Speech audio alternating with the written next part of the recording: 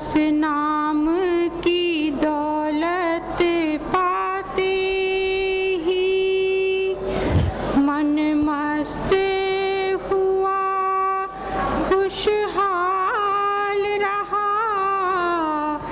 बस नाम की दौलत पाते ही मन मस्त हुआ, खुशहाल रहा। कृपा के खजाने का मालिक कृपाल सदा कृपाल रहा। कृपा के खजाने का मालिक कृपाल सदा कृपाल रहा। जो उसकी शरण में जा पहुँचा, हर तरह से माला माल रहा। कृपा के खजाने का।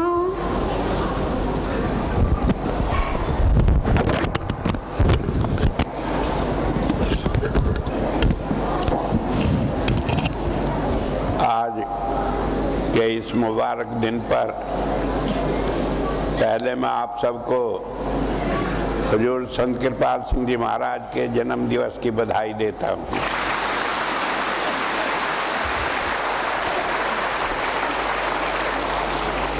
और एक बात और जरूरी कहकर फिर मैं आप सत्संग की तरफ चलूँगा।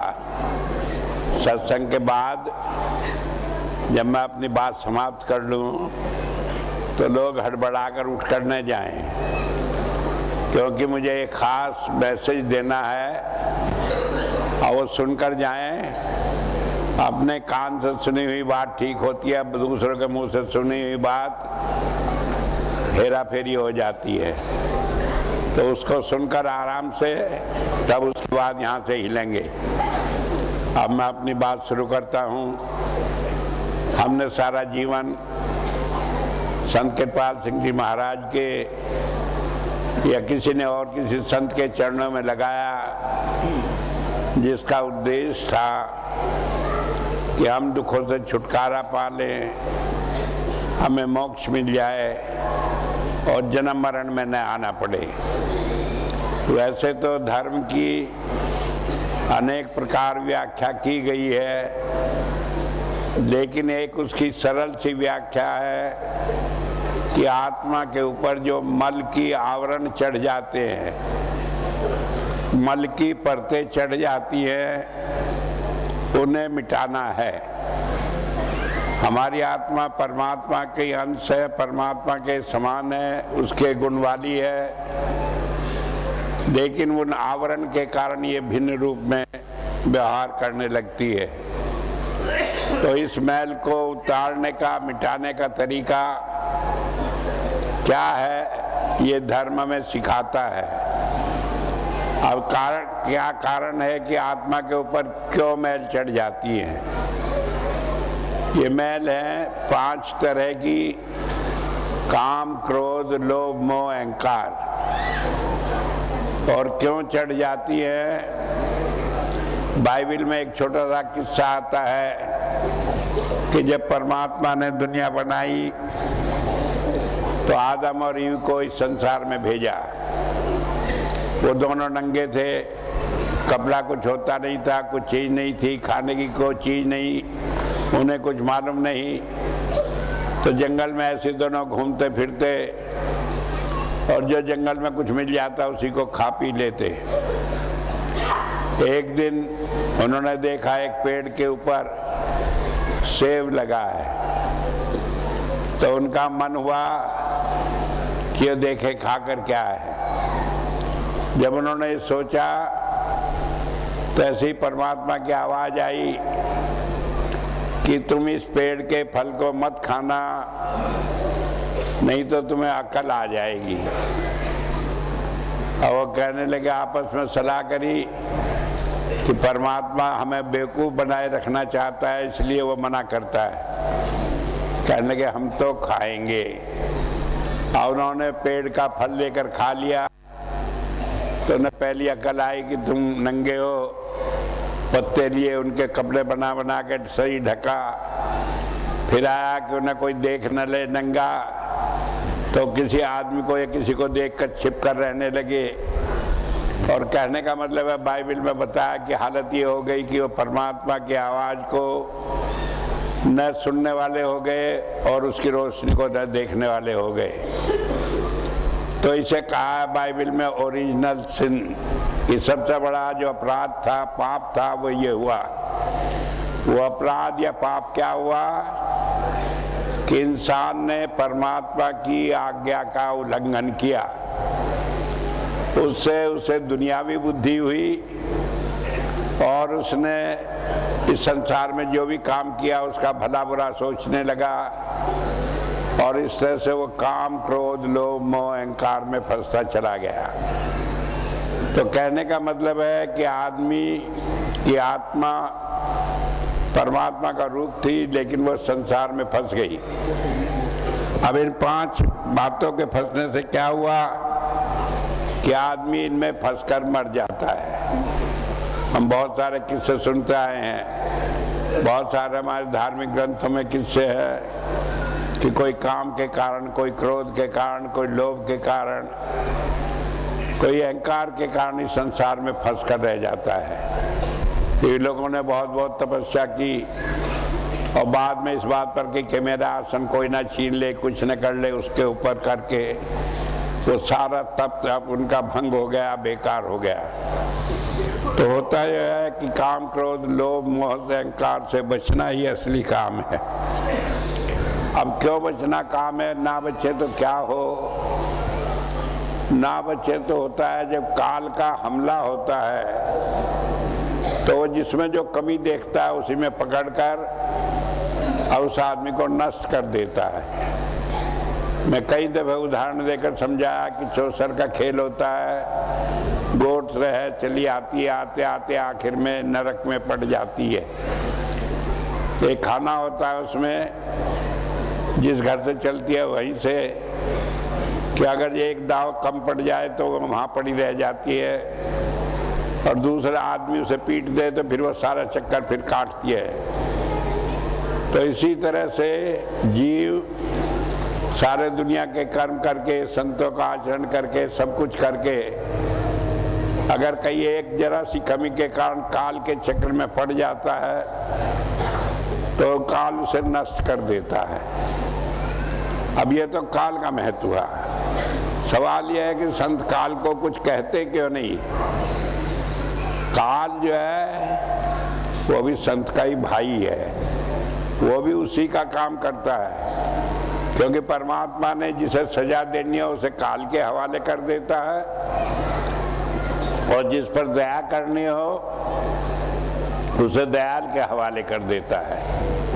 तो होता यह है कि संत का कोई काल बैरी नहीं है, लेकिन संत के काम को करने वाला है कि जो लोग संत को घेरे रखते हैं और उसके काम में रुकावट होते हैं, गलत मिसाल पेश करते हैं, वो उन्हें छटनी करता है। मैंने पहले भी कई बार समझाया, स्वामी जी महाराज ने जो आगरा में हुए हैं, स्वामी शिवदयाल सिंह जी, उन्होंने कहा कि जब जीव मेरा कहना नहीं मानता, मेरे बस में नहीं रहता, ये नहीं संत के कोई बस में ना रहे, लेकिन प्यार है, सजा नहीं दे सकते किसी कारण से, दुनियावी चीज़ें हैं, कोई सिर चढ़ा के, किसी ने पैर दबा के, किसी ने आंसू बहा के, किसी ने और नाटक करके यूँ दिखाना कोशिश करा कि गुरुजी मैं तो आपके बिना मर ही जाऊंगा, लेकिन कभी उसका व्यवहार ऐसा हो जाता है कि गुरुजी को मारे बिना ही चैन नहीं आती उसे। तो इसलिए ये काल, कलयुग है, काल का जोर है। तो ऐसे में जब वो हो जाता है तो फिर संत जो है, स्वामी जी महाराज ने कहा कि मैं उसे काल के हवाले कर देता हूँ। और क्या करता है काल? उसे छेद पीट कर ठीक करके, छेदना पीटना क्या है कि जन्म जन्मांतर के चक्कर में डालकर, वैसे तो कह दिया संत ने कि यह तुम्हारा आखिरी जन्म है, लेकिन जब काल के चक्कर में आता है तो पीठ छिद कर 2-4 जन्म लेकर फिर आता है। कोई कहेगा कि ये कैसे हो गया, संत का जीव काल के चक्कर में क्यों पड़ा? तो इसलिए पड़ा कि वो संत के कहना नहीं मानता, इसलिए संत ने उसे भेजा। तो अगर जो हम इसे शॉर्ट में कहें तो काल को जीव छटनी के लिए दिया जाता है कि वो छांट कर जो कहना नहीं मानते, गुरु का खाली घेरा करते हैं, उसे दबाव देते हैं, उन्हें वो अलग कर देता है। और दूसरों को जो कहना मानते हैं उन्हें छोड़ देता है संत के चरणों में लगे रहने के लिए।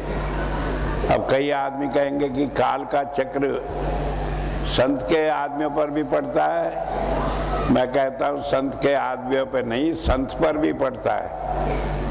हमारे सामने उदाहरण है, गुरु अर्जुन देव जी महाराज पूर्ण संत थे, क्या कष्ट नहीं उन्हें दिया गया। अगर उनकी बात का जिक्र करें तो रोना आता है, इतना कष्ट दिया। और आखिर में वो शरीर जल में समाधि लेकर अपना जीवन समाप्त किए। गुरु तेग बहादुर जी महाराज थे, उन्हें कितना कष्ट हुआ, पूर्ण संत थे। गुरु गोविंद सिंह जी महाराज थे, 4 बच्चों का बलिदान दिया, सारा दुखी हुए, सारी जिंदगी भर कितना कष्ट उठाया, लेकिन पूर्ण संत थे, उन्हें माना। अब इसी तरह ईसा मसीह का हमने देखा, सारी दुनिया जानती है कि वो पूर्ण संत थे। उनके सारे वचन थे, वो भविष्य की बात ऐसे देखते थे जैसे अभी देख रहे हो। और जिस वक्त उन्हें पकड़कर पेश किया गया अदालत में, उससे 2 दिन पहले उन्होंने कह दिया था कि मेरे जो 12 शिष्य हैं इनमें से एक जो है वो मुझे पकड़वा देगा और मुझे फांसी पर चढ़वा देगा। अब उन्होंने 12 शिष्य थे, छाती पीटने लगे कि हाय मैं नहीं ऐसा करूँगा, मैं नहीं ऐसा करूँगा। अब वो किसी का दिल भी तोड़ना नहीं चाहते थे। उन्होंने कहा, कहने लगे जो मेरी कटोरी है इसमें सब्जी रखी है, खाना खा रहे थे वो सब बैठे हुए मेज पर, कि जो टुकड़ा इसमें डालेगा मेरी सब्जी में वही मुझे पकड़वाएगा। कितनी साफ बात। 12 के 12 वहाँ बैठे, हर एक सोच रहा कि नहीं मैं ऐसे गलती ना करूं, और उसमें जूडा ने उसमें टुकड़ा डुबो दिया।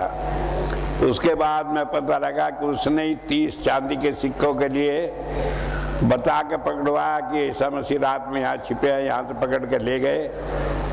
वहाँ अदालत में पेश हुआ, कहने लगे उसका दोष क्या है? कहने लगे मेरा दोष तो कुछ नहीं। जितने जज थे, जितने गवाह थे, सब ने कहा कि इनका कोई दोष नहीं है। लेकिन वहाँ एक औरत थी जो जैसे राजाओं के यहाँ रहती है, रंडिया नाचने गाने वाली कुछ, तो उसने कहा कि नहीं मैं चाहती हूँ कि इसका सिर मुझे मिले, इसका कत्ल किया जाए। और आखिर ईसा मसीह को सजा दी गई।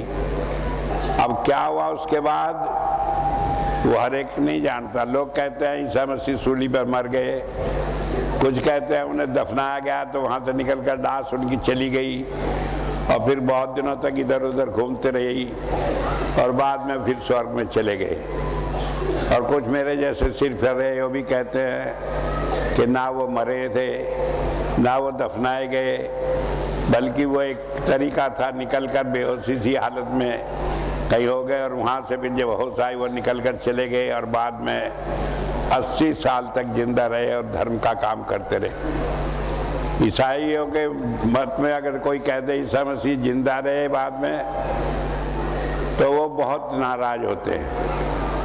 मैंने उसी पर एक किताब लिखी, जीसस क्राइस्ट सर्वाइव्ड क्रूसिफिकेशन, कि जीसस क्राइस्ट जो थे वो सूली पर बच गए थे।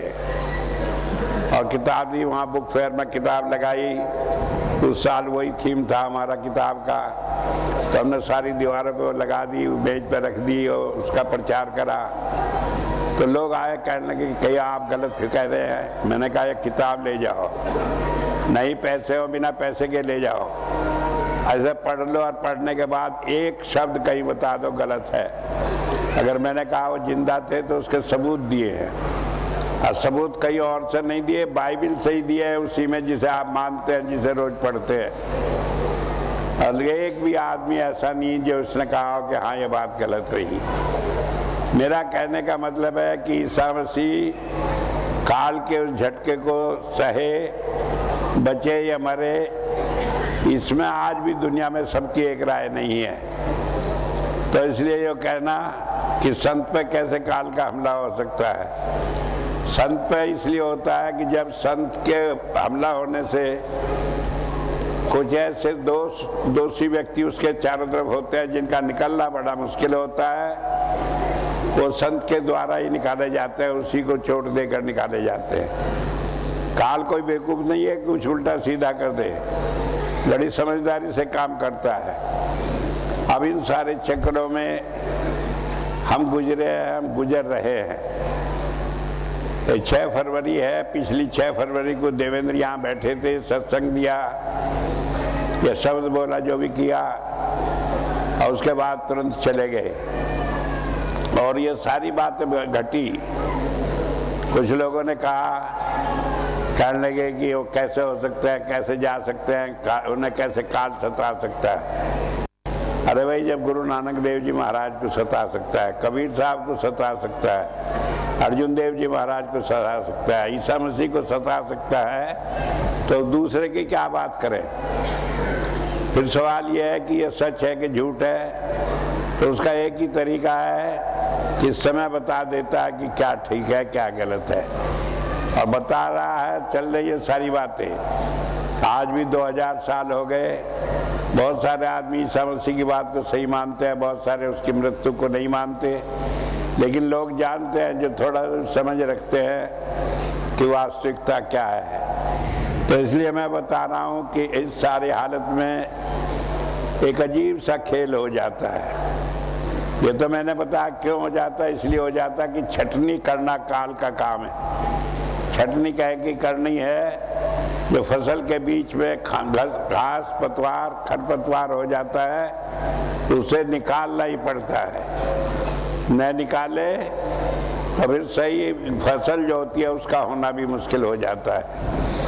तो इसके लिए मैं आपको बता रहा हूँ, शहंशाह जी हुए हैं जो देहरादून के पास थे, आश्रम था शहंशाही आश्रम, उनका एक शब्द है, तो शब्द में से बड़ा खोल कर बयान किया है कि ऐसी हालत में जब काल का तांडव नृत्य हो रहा हो, हम कैसे बचे रह सकते हैं। बात अपने अपने ढंग से कहने की है। वैसे तो सिद्धिवान है, महाराज जी ने कहा कि जो दाना किल्ली के साथ लगा रहता है वही बचता है, बाकी पिस जाते हैं। अब इस संसार में किल्ली कौन है? गुरु जो है वो किल्ली है चक्की की, उसके पास हम लगे रहे, उसके पास जुड़े रहे तो बच जाते हैं, वरना सब पिस जाते हैं, कोई बचता नहीं। इसी बात को शहंशाह जी ने कहा, कहने के काम क्रोध ने जाल बिछाकर काल ताक में खड़ा है तेरी, कि काल जाल बिछा लिया है। कैसे जाल बिछा लिया? कहीं मोह का, कहीं ममता का, कहीं बच्चों का, कहीं धन का, कहीं बुद्धिमानी का, अहंकार का, ये सब जाल है जो बिछाए पड़े। और उसकी ताक में रहता है कि जीव किस बात में फंसे, कहाँ उसे लगे। ये भी बहुत बड़ी बात है। मुझे याद है एक दफ़ा है 1975 में शामली में सत्संग हो रहा था, तो वहाँ भाई चमनलाल शर्मा आए हुए थे। तो उन दिनों आश्रम में कुछ ज़्यादा साधन नहीं थे, 2-3 कमरे थे, तो रात को सत्संग करके जाके कमरों के ऊपर छतों पर सो जाया करते थे। तो ज़मीन पर उसी पे मैं भी सो गया, दूसरे लोग भी सो गए। तो वहाँ कोई बात होने लगी उनकी, चमनलाल शर्मा की, मैं सोते हुए सुन रहा था, जगह था। किसी ने कहा कि आप अंतर में दिखाई दिए, ये दिए वो दिए, इतना कहा वो फूल गए। कहने लगे लेकिन यहाँ क्या इज्जत है? अरे यहाँ तो हमें तखत नहीं, पलंग नहीं, बिछाने को नहीं, ओढ़ने को नहीं, सब अपने अपनी मस्ती में लगे, हमें कोई पूछता ही नहीं। मैं उठा, मैं कहने लगा, मैंने कहा तुम्हारी क्या, यहाँ तो मेरी भी कोई वक़्त नहीं, मैं भी यहीं पड़ा हूँ। कम से कम तुम्हें ये तो ख्याल करना चाहिए कि तुम क्या कह रहे हो। चुप हो गए। और नतीजा जो हुआ बाद में चमनलाल शर्मा का तो सब लोगों को मालूम है कि कैसे अहंकार में वो आश्रम से मिशन से दूर हुए और फिर कहीं जाकर जब अलग रहे, एक मकान में रह रहे थे, कहीं किसी गद्दी के चक्कर में थे, वहाँ लोगों ने उनकी घरवाली का दोनों का कत्ल कर दिया, टुकड़े टुकड़े करके वो खत्म हो गए। तो मेरा कहने का मतलब है कि काल जो है अपना जाल बिछाता है। जैसा दिमाग में हो गया कि तुम तो गुरु हो, तुम तो अंतर में आए, तो कहने लगे फिर मेरे लिए वो सब इंतजाम क्यों नहीं है, ठाट बाट क्यों नहीं। भाइयों कब कहा कि गुरु जो है कोई हमसे अलग रहेगा, अलग खाएगा, अलग करेगा, लेकिन लोगों में अभिमान आ जाता है। तो इसलिए कहा ये पांचों चीजें आदमी को खो देती हैं। तो इसलिए कहा कि मोह की नींद में तू सो रहा है। तो चेताते हैं कि तुम्हें कुछ होश भी है कि काम क्रोध लोभ मोह की नींद में तुम सो रहे हो, और जो इनका काम खत्म करके साफ करके अपने को पवित्र बनाकर अपना स्थान प्राप्त करना था उसे भूल गए हो। आगे कहा सतगुरु से प्रीत बढ़ा जो आदि अंत तक एक रस रहे। कि गुरु से प्रीत बढ़ा, क्यों बढ़ा गुरु से प्रीत? कि वो शुरू से आखिर तक उसका प्यार घटता नहीं, बढ़ता नहीं, एक ही रहता है, बढ़ता भी नहीं। क्योंकि बढ़ेगा क्या जब वो शुरू में जिसे प्यार करता है वो अनंत है, तो उससे आगे क्या बढ़ेगा? कोई कहने लगे पूरा होगा, पूरे से ऊपर और क्या पूरा होगा? 100% तो पूरा होगा। कहने लगे 110% तो वो तो फिर क्या हुआ? कुछ नहीं हुआ। तो इसलिए बात समझ लेने की है कि वो एक रस रहता है। क्या एक रस रहता है? गुरु का प्यार। चाहे वो किसी को कहे मैं प्यार करता हूँ या नहीं करता, चाहे कहे बहुत करता हूँ, चाहे कहे कम करता हूँ, लेकिन उसका प्यार सबके लिए एक सा रहता है, कोई कम बढ़ती नहीं होता। लेकिन हम उसे नहीं समझते। हम तो समझते हैं स्वामी जी ने उसे बुलाया, उसे प्रसाद दे दिया, उसे बिठा लिया। मेरा ही क्या हो तो महाराज जी के ज़माने में कहने लगे कई एक आध दफे कहा, कहने लगे महाराज जी तो बड़े बड़े आदमी को सोफा पे बिठाते हैं, दूसरे ज़मीन पे बैठे रहते हैं, उन्हें टाइम भी नहीं मिलता। लेकिन संत देखते हैं कि कौन किस चीज़ का भूखा है। जो भूखा है उसकी वो भूख पूरी करके उससे सोचते हैं ये भक्ति में लगे। अगर जो किसी को मान सम्मान के लिए संत के पास आया है तो कोशिश करता है कि भैया पूरी करके इसे लगा ले अपने साथ। लेकिन अगर जो फिर भी नहीं लगना चाहता तो फिर छोड़ देता है कि भैया तो कोई इलाज नहीं है। मैंने कई बार बताया जो इच्छाएं हमारे मन में हो जाती हैं, संत उन्हें या तो पूरी करके पूरा कर देता है या देखता है पूरी करी और दूसरी खड़ी हो जाएगी, तो ऐसे में वो फिर उनका शमन करके दमन करके वो इच्छाएं हमारे अंदर खत्म करके उसे हमें बचा लेता है। तो इसलिए उसका अपना तरीका वो करता है। तो कहा कि सतगुरु से प्यार बढ़ा, वही जो है तुम्हें संसार में बचाएगा। और आगे एक बात कहा है, साइंसा जी ने बड़ी बात कही है, कहने लगे जब तुम संत से प्यार करते हो तो वो तुम्हें रंग से राजा बना देता है। रंग कहते हैं भिखारी को जिस पर कुछ ना हो, और राजा जिस पर सब कुछ हो। अब कैसे बना देता है? तो ये नहीं कहता कि ले ये रुपया पैसा ले जा रही है, काम करिए ठीक कर, बल्कि वो अपनी दया से भरपूर कर देता है। फिर उस आदमी को दुनिया की चीज़ों की जरूरत नहीं होती, उसे रुपया पैसा बटोरना नहीं पड़ता, बल्कि लक्ष्मी उसकी जबान के साथ चलती है। उसने जो कह दिया वही हो जाता है, वो धन हो जाता है। मुझे याद है कि जब शुरू में मैं यहाँ लखनऊ आया था तो लाला रामचरण थे, एक दिन कहने लगे मुझे हमारे घर में कोई चीज़ है। मैं समझ गया उनकी बात, मैंने कहा हाँ है। कहने लगे क्या है? मैं तुम्हारे घर में सोना दबा है। कहने लगे कितना? मैंने कहा 5 किलो है। कहने लगा हाँ बिल्कुल ठीक है, ऐसे लोगों ने बता रखा है। मैंने कहा जब आपको पता है मेरे से कहने लगे तो उसे निकाल भी दो। मैंने कहा हाँ निकाल भी दूंगा। कहने लगे मैं आपको 10% दूंगा, आधी किलो आपको दूंगा, बाकी मेरा। मैंने कहा बनिया बनिया को ठगेगा तो कौन बचेगा? मैं भी वही हूँ जो तुम्हें हो। जब मैं तुम्हें आधी किलो मैं निकाल के दूंगा, मैं सारा ही रख लूंगा, तुम्हें क्यों दूंगा भाई? तो कहने लगे जी आप तो यो करते हो वो करते, मैं तो कुछ नहीं करता।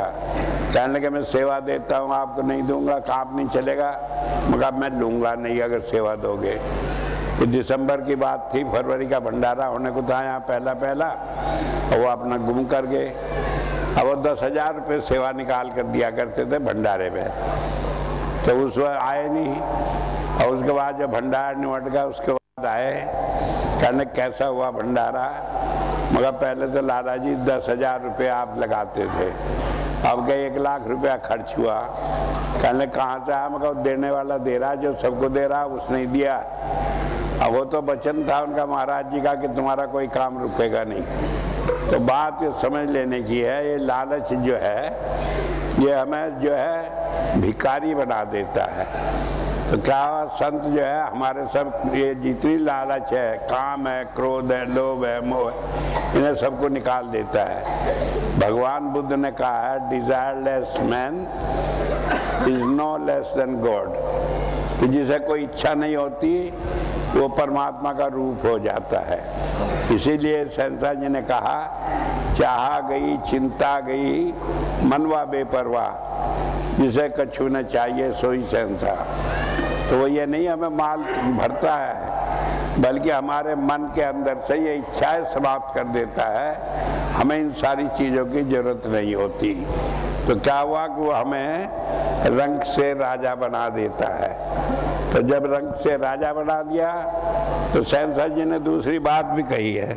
उन्होंने कहा कि दुनिया में जिसका मन फंसा वो राजा से रंग खो गया। जो दुनिया में फंस गए हम चीज़ों में, तो क्या हो जाता है कि हमारी इच्छाएं फिर बढ़ती चली जाती हैं। मुझे अक्सर याद है हमारे यहाँ शामली में एक बनारसी दास जी थे, धीमान बड़े ही थे, बहुत रईस आदमी थे। वहाँ शामली में बढ़िया मकान उनका है अभी भी। तो एक दिन आर्य समाज ही थे, कहने लगे आर्य समाज में कि जब मैं बच्चा था, बहुत गरीब था, तो छोटा था 8-10 साल का, तो एक बोरी में कट्टे में अपने औजार सब रख के वसूला थोड़ी कंधे में रख कर गाँव जाता था मरम्मत करके। 1 पैसा 2 पैसा 3 पैसा मजदूरी मिलती थी, तो इस तरह से 1-2 आना उससे मैं अपनी गुजर करता था। तो एक दिन जा रहा था, दोपहर में तेज धूप थी, कहीं मेंढ पार कर रहा था, गिर पड़ा। तो वहाँ बैठ कर रोने लगा कि परमात्मा तूने मुझे बहुत दुख दिए, अगर मुझे 100 रुपये दे दे तो मैं सारी जिंदगी तुम्हारा गुणगान करूँगा। कहने लगे अपने आप ही कहने लगे 100 क्या, आज मेरे पास करोड़ों रुपया है, लेकिन परमात्मा गुणगान करने का ध्यान कभी नहीं आता। तो ये होता है कि आदमी की इच्छाएं बढ़ती चली जाती हैं, इनकी सीमा नहीं होती।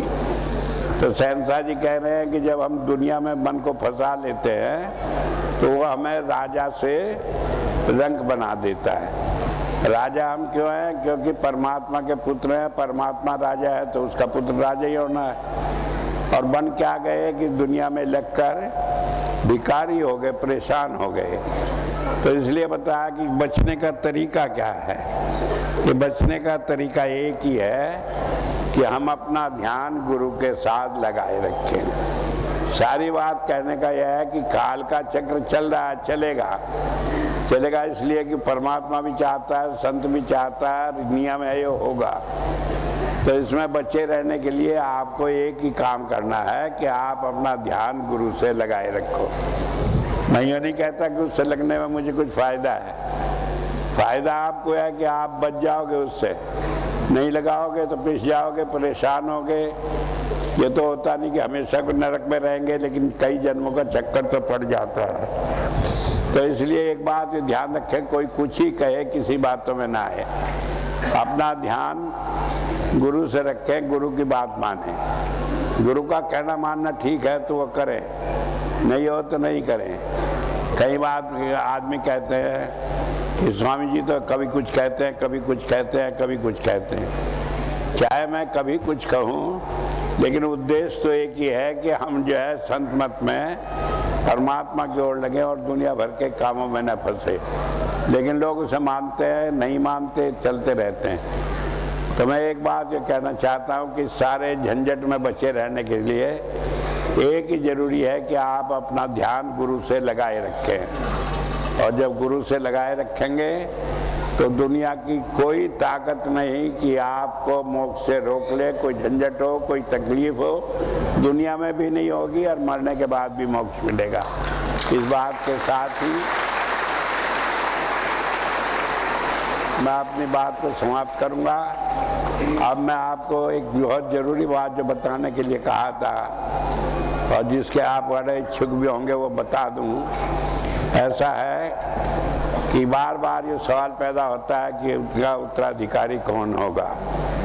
पहले भी यही चक्कर था, बहुत दिनों तक चलता रहा और बाद में सोचा गया कि इसका कोई तरीका निकालें। तो महाराज जी ने कहा, वो हमने करा, उत्तराधिकारी का नाम रख दिया और नाम रखने के बाद उसे जर्मनी में रख दिया। फिर बाद में जब समय उसे निकाला, ऐलान किया, उन्हें तैयारी की और उसके बाद जो तैयारी हुई सारा कुछ, बाद में नतीजा निकला कि गुरुजी भी धारोधार हो गए और वो मेरा भी नाम है बदनाम कर गए कि आपने ऐसा क्यों किया। तो लोग पूछते हैं कि जो आपने उन्हें उत्तराधिकारी बनाया क्यों। पहली बात तो यह है कि मैंने किसी को उत्तराधिकारी नहीं बनाया। महाराज जी ने जो कहा मैं उसका पालन किया। उन्होंने कहा मैंने कर लिया। अब कहेंगे महाराज जी ने कहा तो ये हुआ कि नहीं पूरा। इसलिए नहीं हुआ कि पहले भी बहुत बार नहीं हुए। और बात को तो भूल लो, अभी कह दो महाराज जी ने मानव केंद्र बनाया, बड़ी योजना रखी। इस समय दुनिया में लैंड सर्विस, मैन सर्विस, दूसरे सारे काम उससे होंगे, बड़ी योजना थी। लेकिन मानव केंद्र क्या हुआ, आज जमीन का टुकड़ा है जिसे देखकर लोगों का आंसू आते हैं कि इसमें इतनी बड़ी योजना थी, वो सब बेकार हो गई और लुटेरे उसमें से लूट कर बेच कर खा रहे हैं और कुछ बचा नहीं। तो क्यों हुआ? जब महाराज जी ने उसे करा था क्यों हो गया। अभी मैं कई उदाहरण दिए क्यों दूसरों को ऐसी बातें हो गई। तो इसलिए इस बात को मानने की जरूरत नहीं है। वो तो उसकी इच्छा थी, उसने जो काम पूरा करना था वो कर लिया। अब कई आदमी कहेंगे क्या काम पूरा करना था, क्या कर लिया। आज मैं बता ही दूं क्या काम पूरा करना था, क्या कर लिया। कि देवेंद्र जो था ऐसे आदमी के चक्कर में फंस गया था कि जहाँ उसे गुरु का ध्यान कम और दुनिया की बातों का ध्यान ज़्यादा रहता था। और उसका नतीजा यह हुआ कि मैं तो कुछ कह नहीं सकूँ था क्योंकि मेरा स्वभाव नहीं, ना मैं चाहता परमात्मा के काम में मैं अपनी अक्ल लगाऊं। तो परमात्मा ने खुद ही अपना रास्ता निकाल के उसे दूर कर दिया। अगर आज मैं चाहता तो मैं नहीं कर सकता था क्योंकि मेरे में हिम्मत ही नहीं कि मैं कोई काम करके बदलूं। वो तो महाराज जी ने करा तो उन्होंने अपने आप किया।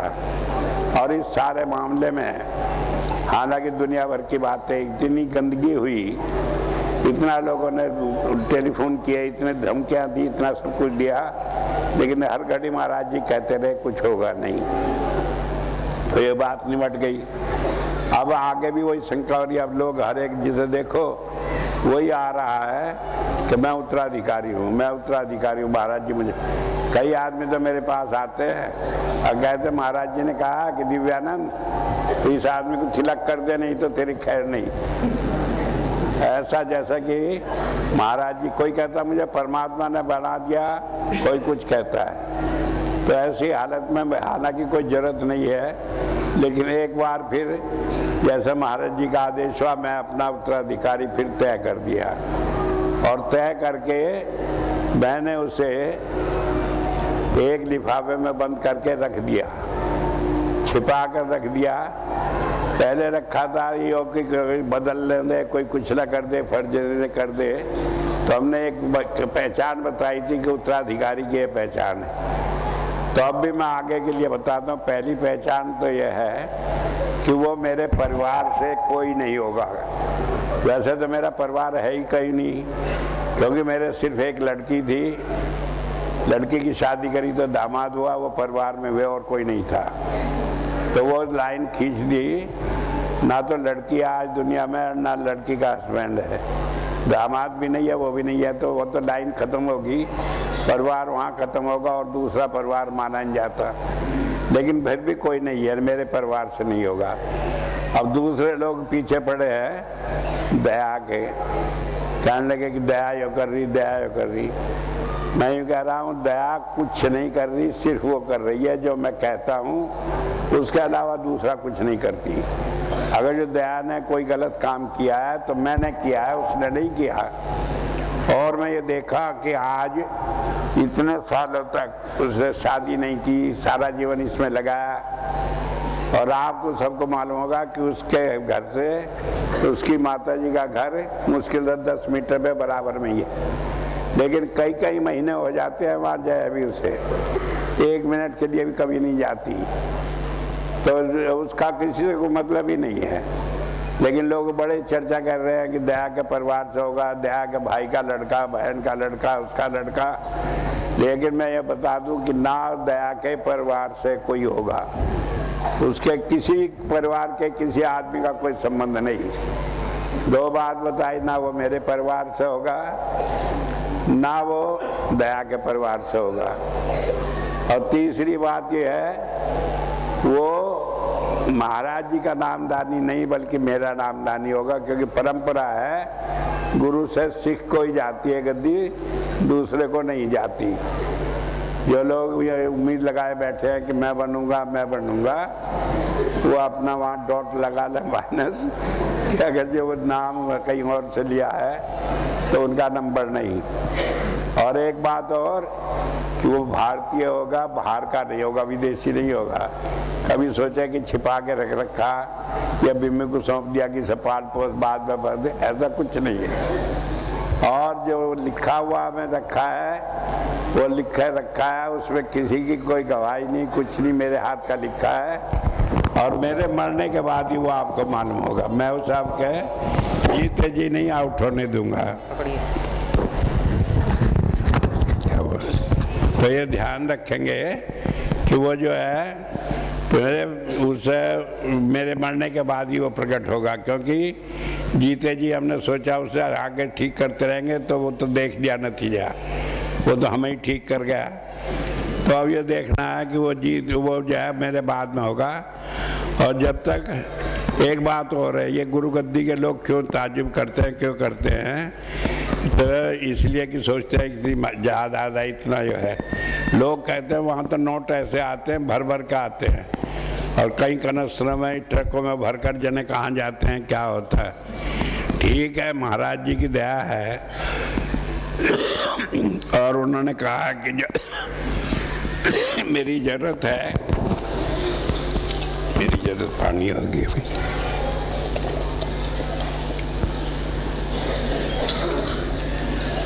वो पूरी होगी। लेकिन ना तो मैंने एक पैसा बैंक बैलेंस में रखा है, ना छोड़ रहा। और मैंने वसीयत की हुई है कि मेरा कहीं भी कुछ भी पैसा एक भी होगा तो वो सब आश्रम का है, किसी व्यक्ति का नहीं होगा। तो इसलिए इस बात का सवाल नहीं। दूसरी बात यह है कि जायदाद के ऊपर गुरुगद्दी के लोग आँख खटते हैं, बाकी यहाँ गद्दी पर बैठने से क्या, ये सोचते हैं आश्रम में इतना पैसा ही आ रहा।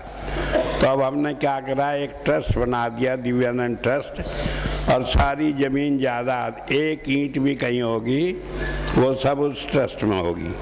और ट्रस्ट की बात यह है कि उसका मेंबर न तो कोई बढ़ सकता है, न कोई घट सकता है, कोई निकाल नहीं सकता, और उसमें से पैसा कोई नहीं निकाल सकता किसी हालत भी। और वो दुनिया में रजिस्टर्ड है, उससे ना कोई पैसा निकाल सकता, ना बेच सकता, ना एक चीज़ उसकी ले जा सकता। तो ये हमेशा से कृपाल सिंह की वसीयत रहेगी, उन्हीं का काम चलता रहेगा, उसमें कोई नहीं रहेगा।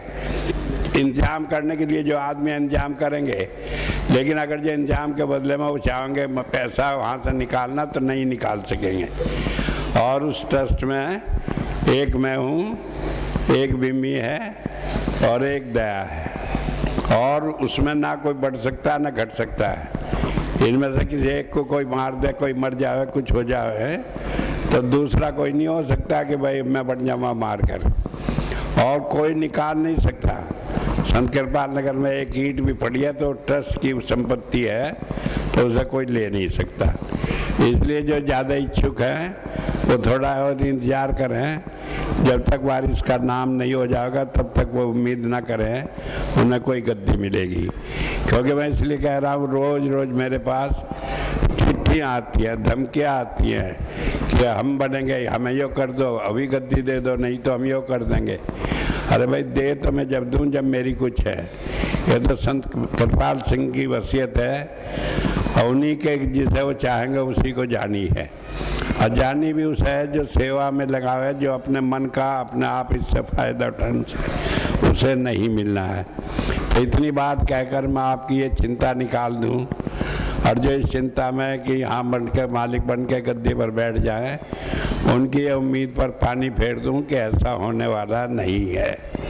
क्यों कि न तो अभी दिव्यानंद मरने वाला और ना ऐसा कोई पैदा हुआ कि जो संत कृपाल सिंह की इस वसीयत को कोई बर्बाद कर दे। हालांकि धमकी आ रही, हम नष्ट कर देंगे। हमने कहा भाई नष्ट कर दो तो कर दो, कोई रोकता नहीं, लेकिन करके तो दिखाओ। जब पता लगा कि हाँ तुम में ताकत इतनी आ गई कि कृपाल सिंह की वसीयत को कोई नष्ट कर सकता है। एक बात मैं बताऊँ, एक बार परमात्मा की काम को कोई खराब कर दे, क्योंकि परमात्मा बोलता नहीं, उसने पावर दूसरे को दे दी सुरक्षा की, लेकिन संत के काम को कोई बिगाड़ नहीं सकता। और संत कृपाल सिंह के काम को तो कोई बिगाड़ नहीं सकता जब तक मेरे दम में दम है और मेरी साथ आप है। तो इस बात से आप बेफिक्र रहे, कोई कुछ ही कहे आप घबराए नहीं। आपको एक बार फिर आज की मुबारकबाद। और एक बात खूब याद दिला दूँ, इस सारे झंझटों में बचने के लिए एक तरीका है कि ध्यान रखें। फिर एक दफ़ा कह दूँ, तेरी चिंता मैं मनधारी, तू अचिंत होकर प्यारा। इतनी बात कहकर ही मैं अपनी बात समाप्त करता हूँ। स्वामी जी महाराज की जय। एक बात है, अब ये प्रोग्राम समाप्त होगा, इसके बाद प्रसाद लंगर में मिलेगा, सब लोग लेंगे। और थोड़ी देर बाद 10 मिनट में, भाई बैठ जाओ जरा, 2 मिनट में क्या बेचैनी है, बैठ जाओ, आराम से सुनो, कुछ तो मालूम हो, कोई ऐसी बात थोड़ी है। तो उसके बाद में फिर मैं कृपाल भवन में बैठूंगा, मिलूंगा, और सब लोग जो जाएंगे अब या बाद में तो अपना मिलते रहेंगे, जो बात करनी हो बात करते रहेंगे, किसी को मनाही नहीं है।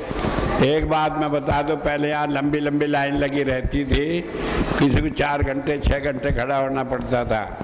अब वो नहीं होना पड़ता, क्योंकि हमने वो पैर छूने की बंद कर दी बात, और उससे बहुत टाइम कम हो गया। जहाँ पहले 6 घंटे लगते थे, वहाँ 1 घंटे में ही लोग मिल लेते हैं। तो कई लोग बुरा मानते हैं पैर ना छुए, आपका पैर छूना बिना पैर छुए ही मुझे कबूल है, लेकिन पैर ना छुए, बाकी अपनी सारी बात कहें, आपकी हर बात सुनने को मैं तैयार हूँ। धन्यवाद। बोलो स्वामी जी महाराज की जय। आज पापुर में 1 मार्च को सत्संग सतीश का होगा। लंगर पंडाल में ही होगा, और पंडाल अभी थोड़ी देर में खाली कर दिया जाएगा। लंगर यही पंडाल में छकाया जाएगा, सबको यहीं पे लंगर मिलेगा। लंगर प्रसाद जो है, लड्डू का प्रसाद जो रह गया है, जिन्होंने नहीं लिया है वो सब भाई बहन लड्डू का प्रसाद लेकर के प्रसाद बनवा लें। 4 तारीख को स्वामी जी महाराज के सत्संग की सीडी तैयार हो गई है, औज गोपाल भवन के बाहर मिल रही है, आप लोग देना चाहें तो मिल जाएगी। 4 तारीख की स्वामी जी के सत्संग की सीडी तैयार हो चुकी है, जो मिल जाएगी आपको कृपाल भवन से बाहर। लड्डू का प्रसाद है, आप लेकर के जाएं यहाँ से। लंगर यहीं पे होगा, और 1 मार्च को अजपापुर में सतीश का सत्संग होगा। कहने की इच्छुक हैं, विद्यापीठ में जाकर के बैठ जाएंगे, जहाँ पर मैथ है उसके ऊपर, मैथ जहाँ चल रहा